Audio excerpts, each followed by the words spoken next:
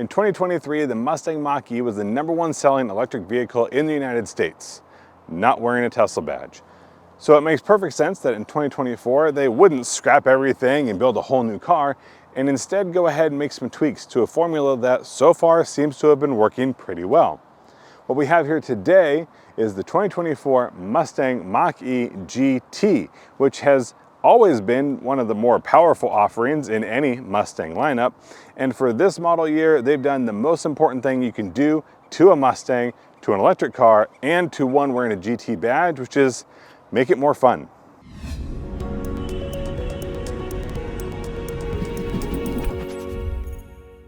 We'll start here at the front of the vehicle, where there haven't been a whole lot of changes made. And one of the things you may notice affects not just the GT, but all other models, which is that these headlights are going to be the exact same from base model all the way up. Now, for this particular model, the GT, you have the option to add what's called the bronze appearance package.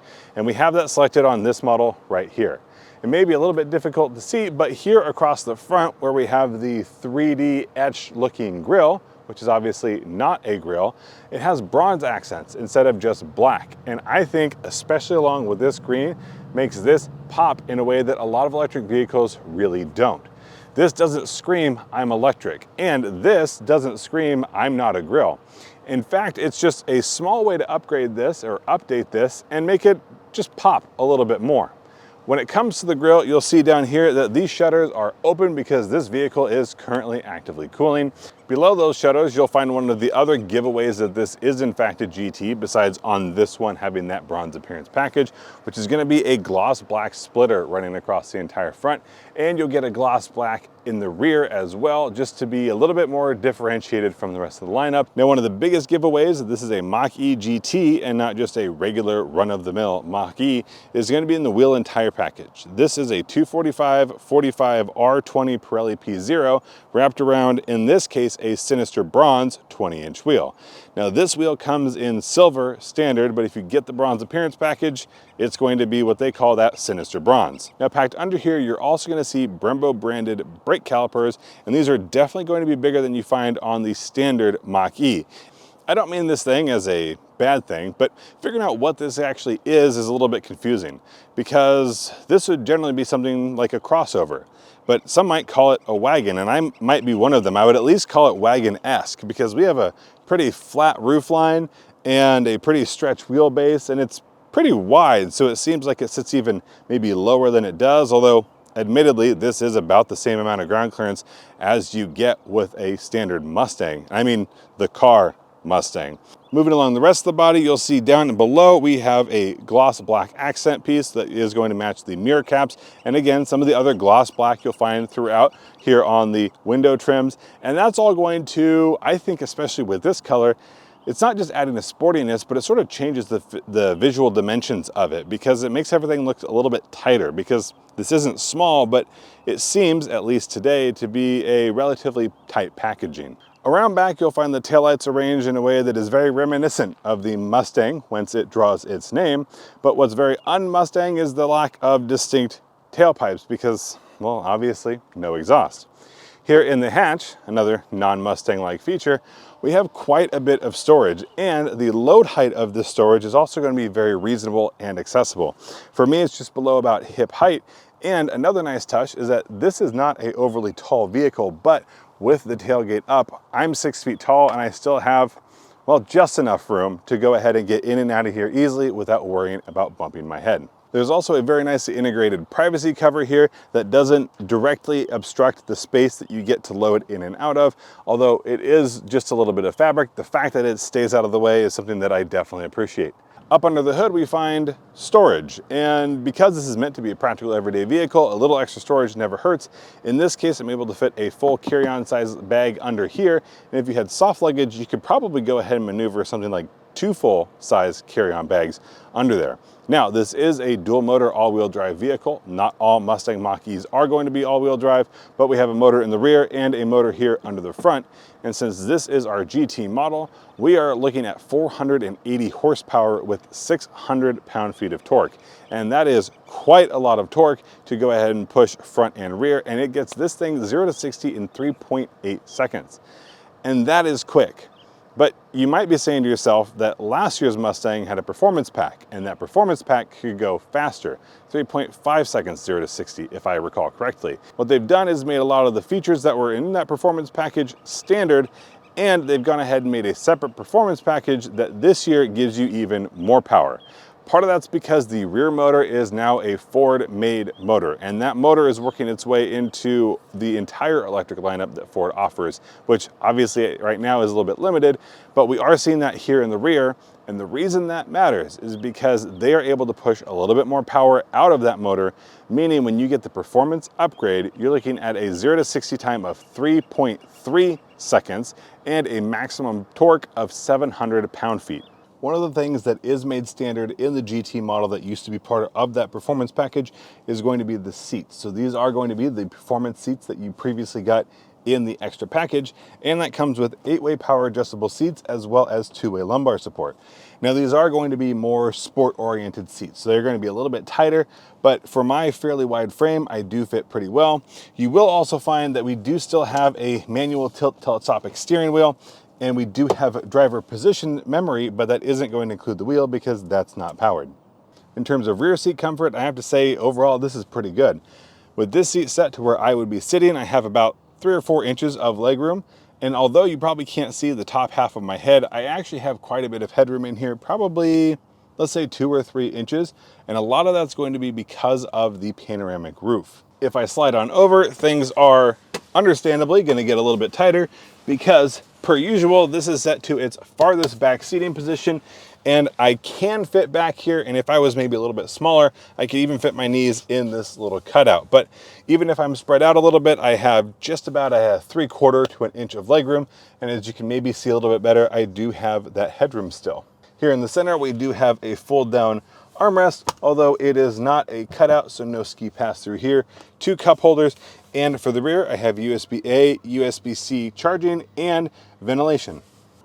Due to some time limitations with the vehicle, we'll go ahead and take a quick look around, but here in the door, it's not going to be too different from last year's model. We have soft touch materials on the armrest and just up above, an imitation suede here, just under this bright silver accent. And here down on the speaker grill is going to be the same kind of cloth cover that we'll see through a couple other pieces of the interior. Down below here, there is the hard plastic of the storage bins, but there is quite a bit of room in there. It's maybe not as tall as we see in some other models, but if you wanted to have a larger water bottle in there, you could put that sideways. Moving up to the dashboard, we do have a fairly large style bin compartment that is going to be just big enough for smaller tablets, but nothing too particularly large. A little bit of stitched accent here across that imitation suede.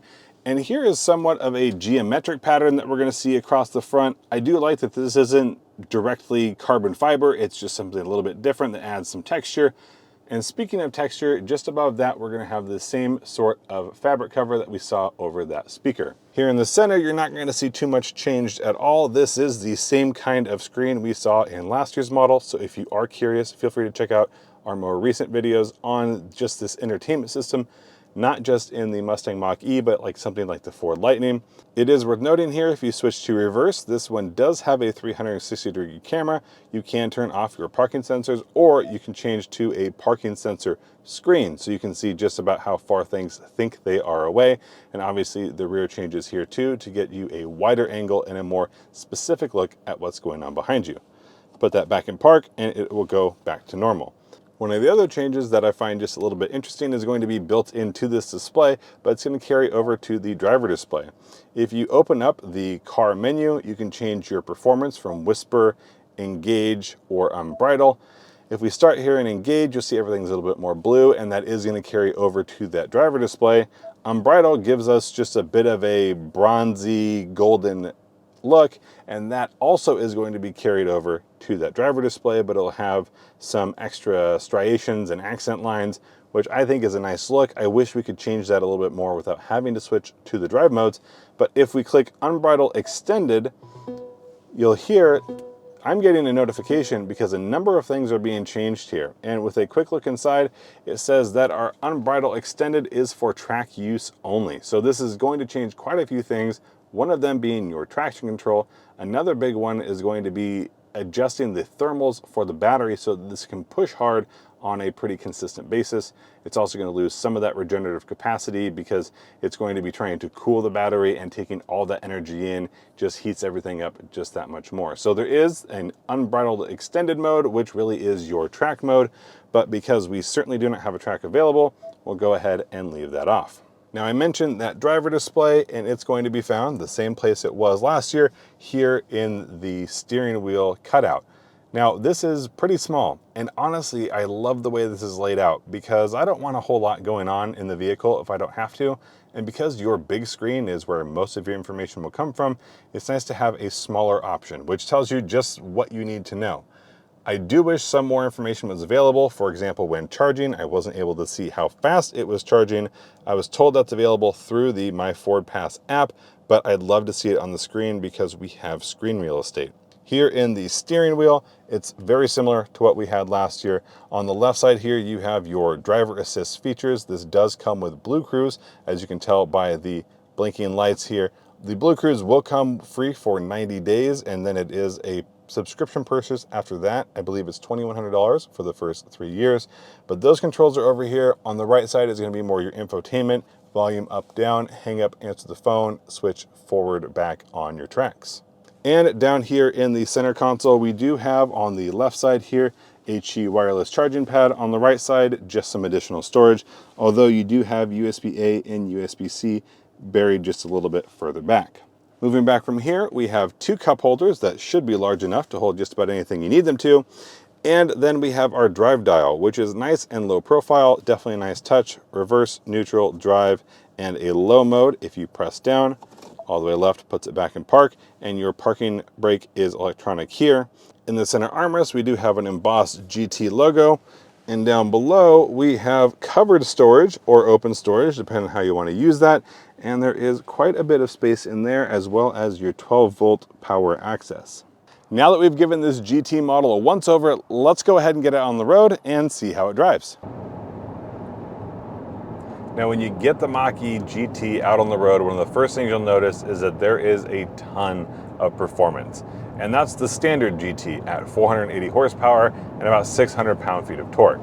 But if you get the upgrade, the performance package upgrade, that torque goes up to 700 pound-feet of torque, and that will absolutely kick you like a horse. And you get a fun sound to go along with it. Now, you're not going to want to do that everywhere, because if you are on a less than, let's say, paved surface, you will definitely get some squirrely wheel action, and you'll get that even if the road is pretty well put together. Now, the good thing, at least as far as I'm concerned, is that it's not just straight line performance that you get when you go with the GT trim. You actually get an upgraded seat, which hopefully fits your body shape. It's one of those things where a tighter seat is not always going to be more comfortable, but in my case, I do find it pretty comfortable. The other thing you're going to get is better handling. And it doesn't necessarily mean way more comfortable handling. This is still going to be a pretty tightly sprung vehicle because it is balancing a lot of that weight, but it is going to be pretty performative. The MagneRide suspension comes standard now with the Mach E GT, and previously it was part of an option. And now we don't have to choose. What we get to choose is if it goes faster. But things like these seats, things like the upgraded braking and the upgraded suspension, those are all going to be standard with every GT that rolls off the line. The other option you get is something that we'll have to talk about in a couple days, because that's going to be the rally version of this car, and that is based on the GT, and that comes with the performance upgrade standard, but that is essentially a very different mission-oriented Mach E GT, and like I said, we'll go ahead and talk about that one in a few days, so stay tuned. That video will be live probably just a day or two after this one. I think the other way to look at this is how good of a regular everyday vehicle is this in the terms of performance cars, because this thing is quick and it's fast and it handles really well. Again, not the best, but really well compared to any other wagon hatchback crossover that you're going to find on the market today, especially in terms of electric vehicles. Well, we've got 5 seats, we've got plenty of storage space, and I think you could make a pretty good argument as this is a everyday vehicle that you could use for the family car instead of, I don't know, a regular Mustang GT. If you just had a kid and you need to do something different, and you need an upgrade and you need a new car, this is some way to stay in the performance category. It gets to keep your Mustang badge. I have one right here on the steering wheel. And even though it is not a Mustang, it's Mustang inspired, and that might be good enough. Beyond daily usage, one of the things that Ford is really trying to improve is the ability to take this everywhere. And that means exclusively something like road trips. So not only does this have a little bit more range, but it also has better charging.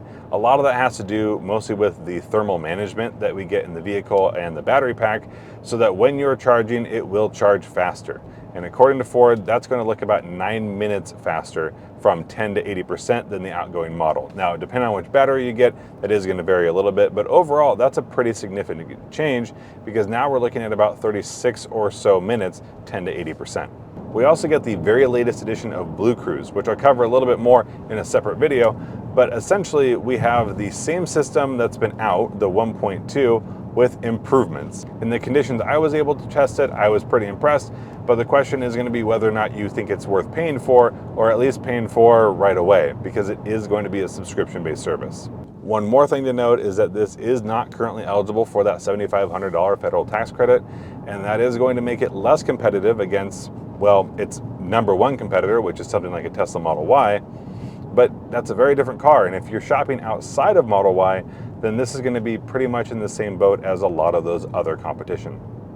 If the GT is not performance oriented enough, then there are very few vehicles in this price point that I can think of that would really be worth considering above this. I think something like the Kia EV6 GT would be one of the first things you'd want to try and compare it against. And if you drive that and it's not enough, again, obviously we're outside of the Tesla Model Y performance, which is going to be pretty similar in how it operates, then you'd want to look at something a step further in price, but a huge step further in performance, like something like the Ioniq 5N. To my mind, this is a great balance of compromise, because we have a fun looking vehicle that's also cargo and people practical. We have technology that doesn't feel too intrusive, but is there to lend a helping hand if you want it. We've got power for days, but efficiency that makes it not going to hurt the bank to drive to and from work every day. The only thing that's missing for me, and I may have alluded to it a little bit earlier, is that I wish this had a little bit more ground clearance, because this is something that I would love to see tearing around a rally stage. But as it turns out, there is a rally version that's based off of the GT, and it comes standard with the performance pack. But if you want to know more about that Mustang Mach E GT Rally, you'll have to wait just a few days, because the video on that will be just a few days behind, because luckily there is one and we'll get a chance to drive that. And if I think this one's fun, then that's just going to be the biggest grin you can find in a Mustang Mach E as far as I'm concerned.